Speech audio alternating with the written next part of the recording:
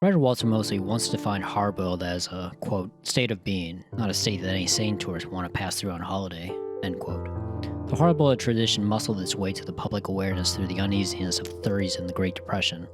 The product of hard times, Hardboiled stories presented tough worlds with tougher characters, quick and tough in wit and attitude. The story's language is brisk, matter-of-fact, almost with a bit of a self-aware swagger. They tell it how it is, either on the rough western plain or in the rough city streets. Yet underneath their hard shells, our heroes are revealed to be soft like us, too.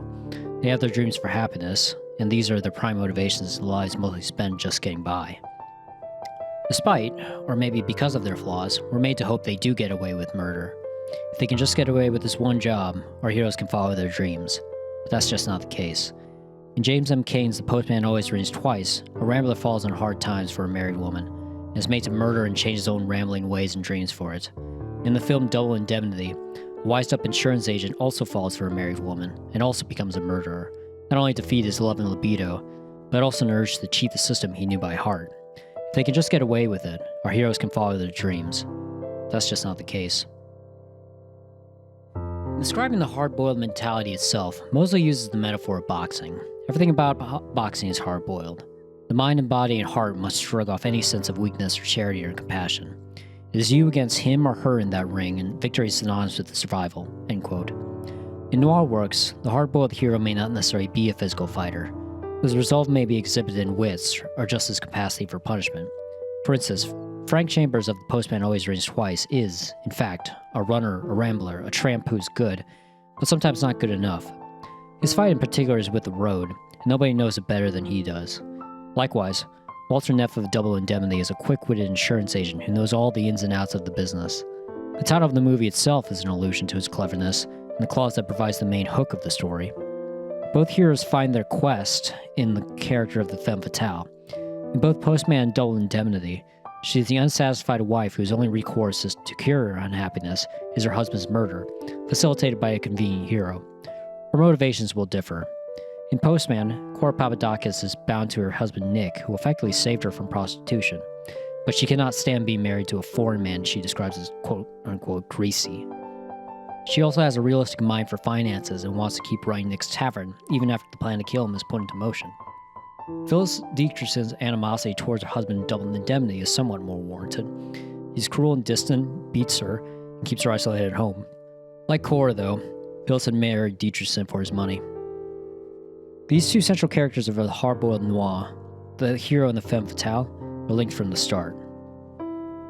Call it love at first sight or the beginning of the tragedy. Theirs is a dangerous relationship in a dangerous world, based around a dangerous game. The relationship between Cora and Frank and Postman borders on sadomasochism. Frank leads a violent lifestyle, and Cora loves it, encouraging him to bite her and rip her clothes off in the heat of passion. In Double Indemnity, Phyllis not only sparks Walter's heart and libido, first showing up with nothing but a towel that catalyzes his own corruption by seducing him into a scheme to cheat the insurance business he'd learned to master. What was initially attraction is now a strong hook, a red-hot poker that cuts right to his core. Part 2, Under the Shell of the Core Conflict. But Hardboiled can't be simply written off as tough, sarcastic wise guys in love with beautiful, manipulative stereotypes. That's just the shell of the metaphor. Moseley believes hard-boiled fiction, seemingly festering in amorality where good and evil are simply ideas, ultimately are morality stories. These urban fables ask the question, quote, can I do right in a world gone wrong, end quote. Can the immoral dream to be moral? The hard-boiled hero and the femme fatale are driven by their ideas and dreams of love and independence, however different they might be. They have an appreciation for a sense of morality, even if they don't have it. In Double Indemnity, Neff admires his colleague Barton Keyes, an insurance investigator who ultimately becomes tasked with investigating the Dietrichson case. His 26 years of experience have given him his own unique perspective in the insurance business, parallel to Neff's. Keyes knows both when clients are trying to cheat the system, as well as when agents are dumb enough to sell policies to such clients. But the whim, the question of cheating the system itself, has never crossed Keyes' mind.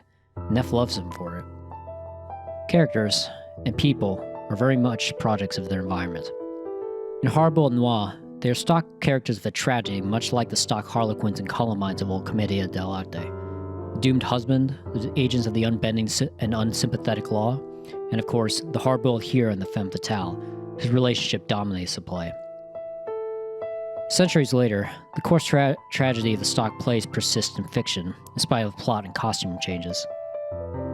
In Postman and Double Indemnity, the femme fatale, dissatisfied with her station, finds the protagonist, a tough man whose wits and drive set him apart. She manipulates him with love and libido into removing another man he might not harbor any ill will towards, save that he stands in the way of love. But just as his wits endear him to the object of his affections, it is his driving passion for his idea of love that ultimately leads to conflict with her and his undoing. Clearly, there is no safety in love and hard-boiled reality, yet as a dream, there's a constant draw, even if the love is based around a murder. In Postman, following the husband's murder, the lovers' relationship strains over what to do next. Cora can't stand the open road, and Frank can't stand the idea of staying put. But when Frank is given the opportunity to adventure again, he realizes even if he skipped a country, it wouldn't be far enough from Cora. As Keyes in Double Indemnity puts it, quote, "Whether it's love or hate doesn't matter. They can't keep away from each other. It's not like taking a trolley ride together where they can get off at different stops. They're stuck with each other and they've got to ride all the way to the end of the line. That's a one-way trip and the last stop is the cemetery." End quote. How the dreams of the central characters conflict with one another creates the fight Moseley describes in his boxing metaphor, the true conflict of the story. The hard-boiled hero versus the femme fatale. In Postman, the wandering hero dreams of life and love on the open road while his dame fantasizes of domestic tranquility and being a business owner. Reconciliation occurs. The circumstances killed the dame, pregnant with the hero's child to boot, and the hero is framed and sentenced to death by an electric chair, his last thoughts on his lover and the question of whether she knew that her death was an accident and not a premeditated betrayal.